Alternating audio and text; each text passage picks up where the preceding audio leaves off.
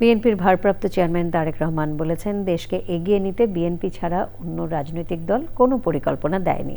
রাজধানীতে এক আলোচনায় লন্ডন থেকে ভার্চুয়ালি যুক্ত হয়ে নেতাকর্মীদের উদ্দেশ্যে তিনি বলেন, এবার দেশ গড়ার যুদ্ধে নামতে হবে। বলেছেন, আওয়ামী ফ্যাসিবাদী সময়ে যেভাবে মানবাধিকার লঙ্ঘিত হয়েছে আর যেন এমন না হয়। রাহুল রায় জানাচ্ছেন। রাজধানীর কৃষিবিদ ইনস্টিটিউটে রোববার থেকে চলছে সপ্তাহব্যাপী বিএনপির দেশ গড়ার পরিকল্পনা শীর্ষক আলোচনা। ক্ষমতায় গেলে রাষ্ট্র গঠনে বিএনপির পরিকল্পনাগুলো নিয়ে বিশদ আলোচনা হয়। কৃষক দল ও যুব দলের নেতাকর্মীদের নিয়ে বুধবার সকালের আলোচনা শুরু হয় বিএনপির স্থায়ী কমিটির সদস্য মির্জা আব্বাসের বক্তব্য দিয়ে। আলোচনায় লন্ডন থেকে ভার্চুয়ালি যুক্ত হন বিএনপির ভারপ্রাপ্ত চেয়ারম্যান তারেক রহমান। এই যেসব কথাবার্তা আমার নিজেরই বিরক্তি লাগে, তাহলে বুঝেন সাধারণ মানুষের কতটা বিরক্ত লাগতো। আরে ভাই, তাকে বলতে হবে আপনি কিভাবে আইন শৃঙ্খলা ব্যবস্থা ঠিক রাখবেন। বাংলাদেশে গত বছর 7,000 মানুষ রোড অ্যাক্সিডেন্টে মারা গিয়েছে, একটা আশ্চর্য ব্যাপার। সড়ক অবস্থায় এইভাবে এত দুর্ঘটনা কেন ঘটবে?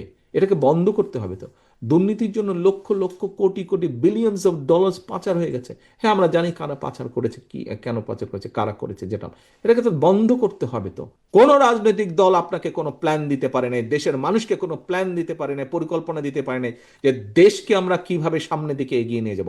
একমাত্র বিএনপি আপনার দল দিয়েছে।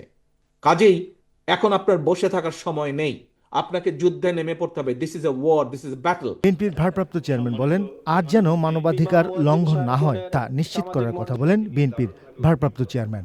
যে বিএনপির প্রত্যেকটি নেতাকর্মী চায় এই ঘটনার পুনরাবৃত্তি তাদের নিজেদের জন্য, এবং একই সাথে বাংলাদেশের কোনো মানুষ, সে রাজনীতির সাথে জড়িত থাকুক অথবা না থাকুক, তার মতামত প্রকাশের জন্য আবরারের মতন যাতে হত্যাকাণ্ডের শিকার হতে না হয়। শহীদুল আলম সাহেব একজন ফটোগ্রাফার, উনি কোনো রাজনীতির সাথে জড়িত না, কিন্তু আমরা দেখেছি মানুষের পক্ষে কথা বলার জন্য কিভাবে নির্যাতিত হয়েছে।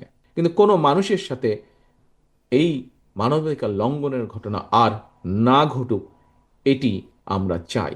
তারেক রহমান বলেছেন, নির্বাচনে জনগণের রায় পেতে বিএনপির পরিকল্পনাগুলো মানুষের দোরগোড়ায় পৌঁছে দিতে হবে। রাহুল রায়, চ্যানেল আই, ঢাকা।